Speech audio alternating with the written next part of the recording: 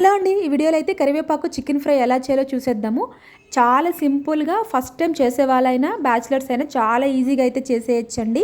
And చాలా టేస్టీగా కూడా ఉంటుంది. కరివేపాకు కూడా వేస్తున్నాం కదా, హెల్త్కి కూడా చాలా మంచిది. ఎలాంటి కర్రీలోకైనా సైడ్ డిష్కి అయితే సూపర్గా ఉంటుంది. కరివేపాకుని ఇష్టపడిన వాళ్ళకి కూడా ఇలా చేసి పెడితే చాలా ఇష్టంగా అయితే తింటారండి. ఇంకా దీని ప్రాసెస్ అయితే చూసేద్దాము. ముందుగా స్టవ్ పైన అయితే ఒక బాణాలు పెట్టుకొని 1 టేబుల్ స్పూన్ ధనియాలు, 1 టేబుల్ స్పూన్ జీలకర్ర, 1 టేబుల్ స్పూన్ మిరియాలు, 4-5 లవంగాలు, అలానే దాల్చిన చెక్క కూడా వేసి ఇదంతా కూడా మనము దోరగా అయితే రోస్ట్ చేసుకోవాలి. ఇదంతా లో ఫ్లేమ్ మీద రోస్ట్ చేసుకోవాలండి.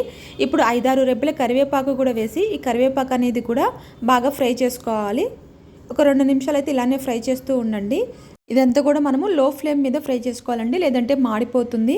మనకి కరివేపాకు అనేది పట్టుకుంటే కొంచెం పౌడర్ లాగా రాలాలి, అంతవరకు అయితే ఫ్రై చేసుకోవాలి. ఇక్కడ చూపిస్తున్న విధంగా అయితే ఫ్రై చేసుకోండి. ఇక్కడ చూస్తున్నారు కదా, మనం పట్టుకుంటే ఇలా పౌడర్ లాగా వచ్చేయాలి. ఇప్పుడు దీన్ని ఒక మిక్సీ జార్లోకి తీసుకొని కొంచెం మెత్తగా పౌడర్ లాగా అయితే చేసి పక్కన పెట్టేసుకుందాము. ఇప్పుడు చికెన్ ఫ్రై కోసము స్టవ్ పైన బాణాలు పెట్టి అందులో ఆయిల్ పోయాలి. ఆయిల్ అనేది కొంచెం హీట్ ఎక్కిన తర్వాత మనం సన్నగా కట్ చేసి పెట్టుకున్న ఆనియన్స్, అలానే పచ్చిమిర్చి కూడా వేసి ఇదంతా కూడా ఒక 2 నిమిషాలు అయితే మనం బాగా ఫ్రై చేసుకోవాలి. ఇది ఇలా ఫ్రై అయిన తర్వాత దంచి పెట్టుకున్న అల్లం వెల్లుల్లి పేస్ట్ కూడా వేసి ఈ అల్లం వెల్లుల్లి అనేది పచ్చివాసన పోయేంత వరకు అయితే ఫ్రై చేసుకోవాలి. ఇదంతా బాగా ఫ్రై అయిన తర్వాత మనము ముందుగా కడిగి పెట్టుకున్న చికెన్ ముక్కల్ని కూడా వేసి దాంట్లోనే మనకి రుచికి సరిపడా ఉప్పు, అలానే పసుపు బాగా కలిపి చికెన్లో వాటర్ అనేది ఇంకేంత వరకు అయితే మనం దీన్ని బాగా ఫ్రై చేసుకోవాలండి. ఇదంతా కూడా మనము మీడియం ఫ్లేమ్ మీద ఫ్రై చేసుకోవాలి. చికెన్ అనేది తొందరగానే ఉడికిపోతుంది. ఇదంతా బాగా కలిపి మూత పెట్టేసి మధ్యలో తీసి ఒకసారి కలుపుతూ మనమైతే ఈ చికెన్ని ఉడికించుకోవాలి. 10 నిమిషాల తర్వాత చూస్తున్నారు కదా, వాటర్ అంతా బాగా ఇంకిపోయి ఆయిల్ అనేది పైకి తేలుతుంది.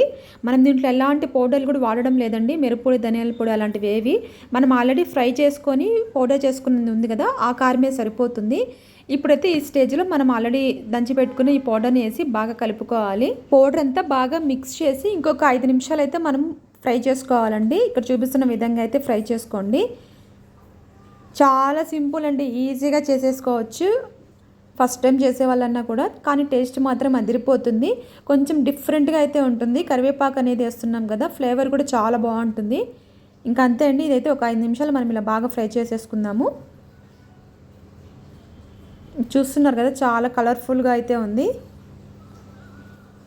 ఇదంతా ఇలా బాగా ఫ్రై అయిన తర్వాత లాస్ట్లో కొత్తిమీర చల్లుకుంటే ఎంతో టేస్టీగా ఉండే కరివేపాకు చికెన్ ఫ్రై అయితే రెడీ అయిపోయింది.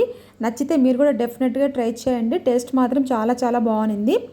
అలానే నా ఛానల్ని ఎవరైనా ఫస్ట్ టైం చూస్తుంటే సబ్స్క్రైబ్ చేసుకోండి.